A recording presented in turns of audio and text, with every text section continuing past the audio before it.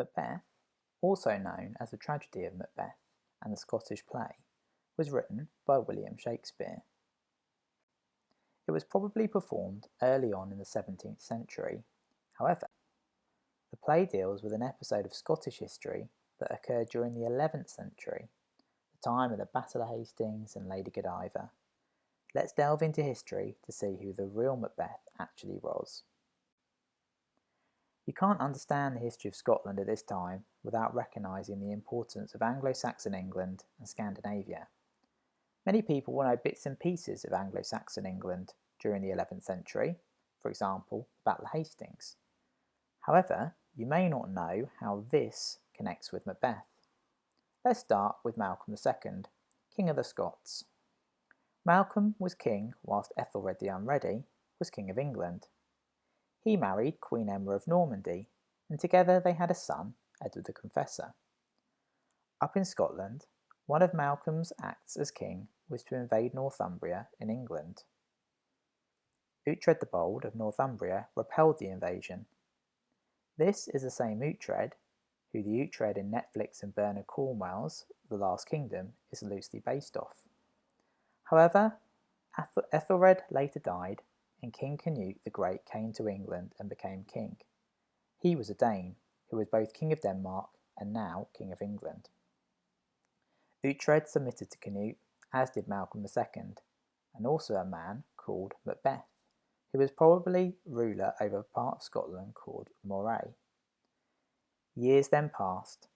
Malcolm II of Scotland was killed by Duncan I, the same Duncan that appears in Shakespeare's play Macbeth. Uhtred died, and a man called Siward, who was born in Scandinavia, killed his son to become Earl of Northumbria, marrying Uhtred's granddaughter in the process. Canute also died. His son, Harold Harefoot, briefly became king. Harold died a few years later, leaving his brother Arthur Canute as king. When he died 2 years later, Queen Emma's son from her first marriage to Ethelred, Edward, became king. Just before Edward became king, Macbeth had become king of the Scots, defeating Duncan I on the battlefield. Not in his sleep, as Shakespeare tells it. Additionally, the real Lady Macbeth was called Gruach. Meanwhile, in England, King Edward had the support of Earl Siward and Earl Leofric of Mercia. Earl Siward was present when Edward is alleged to have promised the crown to William Duke of Normandy, whilst Leofric's wife was the legendary Lady Godiva, who supposedly rode naked through the streets of Coventry in protest of her husband Leofric's taxation of the Mercian people. Earl Godwin of Wessex originally supported the king, but later had a disagreement with him over Norman influence in England. Godwin and his sons, including Tostig and Harold Godwinson, were exiled abroad. Up in Scotland, Macbeth's reign played out in similar and different ways than Shakespeare suggested. Macbeth's reign actually lasted a lot longer than the play suggests, around 17 years.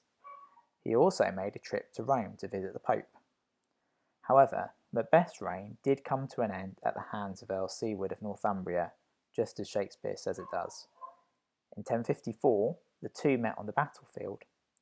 As in the play, Siward's son, Osbjörn, called Young Siward by Shakespeare, was killed, but Macbeth was defeated.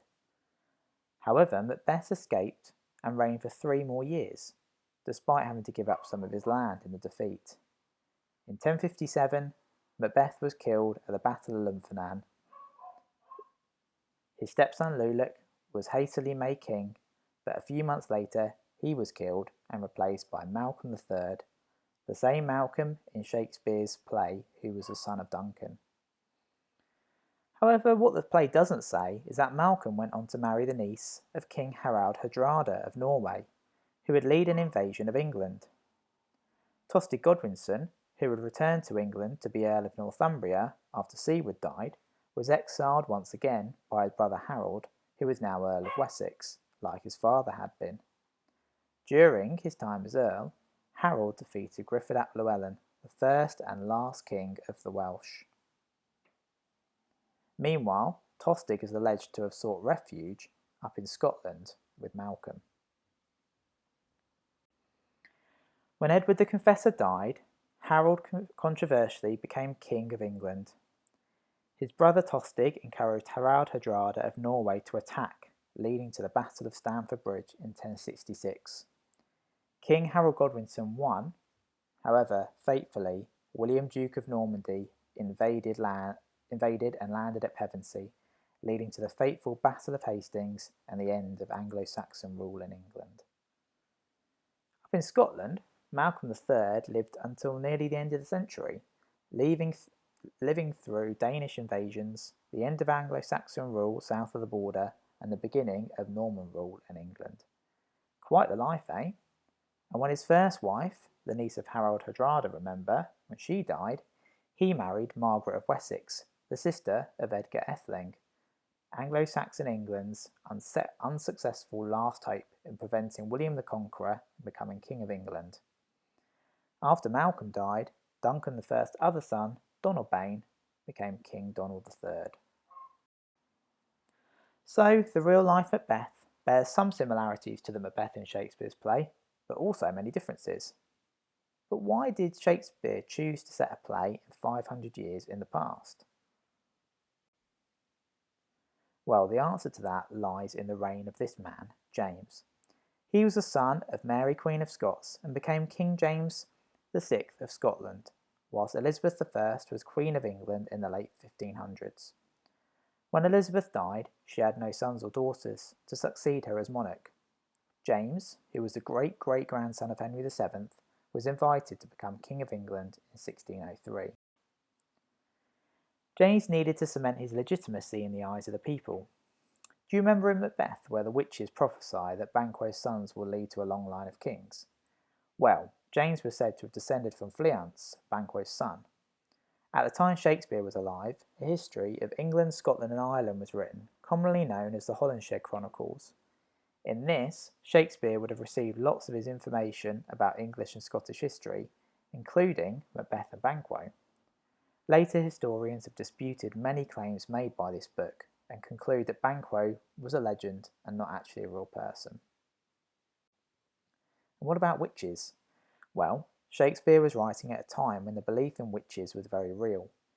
In the 1500s, the belief in witchcraft was widespread in Denmark, and James himself had believed that his ship had been plagued by witches on his return from Denmark, from courting his future wife, Anne of Denmark. This led to the North Berwick witch trials in 1590, and James even wrote a book about witches entitled Daemonology. In 1612, there were witch trials in Pendle in Lancashire, and throughout the 1600s, some of the most famous witch trials would occur in East Anglia and in Salem in the North American colony of Massachusetts. It is thus understandable that Shakespeare would have included witches in his play, as people watching at this time would not have thought that this was unusual. How has Macbeth impacted history since it was written and performed during Shakespeare's time? Well, firstly, many lines in Macbeth have become everyday phrases and sayings in the English language. Take, for example, the be-all and end-all, said by Macbeth. Something wicked this way comes, said by the second witch. One fell swoop, said by Macduff. And what's done is done, by Lady Macbeth. Macbeth has also been used in music and literature. Macbeth's line towards the end of the play of "And then is heard no more, it is a tale told by an idiot, full of sound and fury, signifying nothing," was used by famous American author William Faulkner for the title of his novel, The Sound and the Fury. More recently, Lin-Manuel Miranda makes several references to Macbeth in one of the songs of his hit musical Hamilton, comparing them to figures in American history. In 1849, Macbeth even caused a riot. Two famous actors at the time were in dispute over who was the best actor in Manhattan in New York. This came to a head when one of the actors was chosen to star as Macbeth, and fans of the other actor showed up to the theatre and pelted the actor with rotten food. Shortly after, a serious riot broke out in the streets outside the Opera House between different sectors of American society, tragically leading to 20 to 30 deaths. Since then, Macbeth has been performed far more peacefully and on numerous occasions. Some of these have been modern adaptations, such as Patrick Stewart's version of the play. One of the most recent versions of Macbeth was performed by Michael Fassbender in a 2015 film starring alongside French actress Marion Cotillard as Lady Macbeth. If history tells us anything, it is to expect plenty more adaptations of Shakespeare's Macbeth and his many other masterpieces for centuries to come.